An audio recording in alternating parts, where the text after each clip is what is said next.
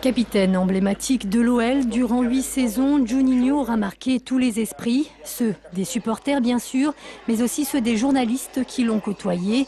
2 d'entre eux ont d'ailleurs décidé de lui consacrer un livre retraçant son parcours de Recife au Brésil à Lyon, une ville qu'il n'a failli jamais connaître.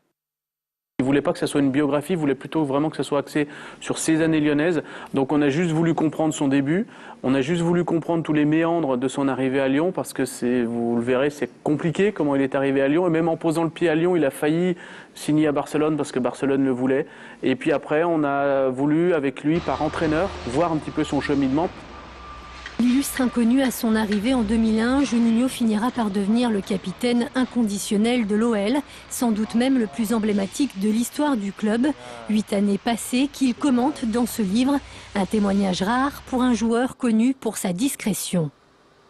C'est tous ces moments forts de ces 8 saisons passées à Lyon sur lesquels il revient avec finalement du recul, ce qui est vraiment intéressant puisque peut-être sur le moment il y a des choses qu'il n'avait pas pu dire, que les gens ne savaient pas forcément. Je pense notamment peut-être à son départ presque conclu à Chelsea en 2005, très peu de personnes le savaient. Mais ce livre, ce n'est pas seulement un livre destiné aux amateurs de football. Les journalistes ont également voulu nous faire découvrir une autre facette de Juninho, un Juninho intime chez lui au Brésil, entouré des siens. C'est rare qu'il reçoive comme ça chez lui, qui plus est au Brésil. Il nous a ouvert même les portes de son enfance, parce qu'on est allé voir sa première maison, là où il jouait au foot, ses collèges.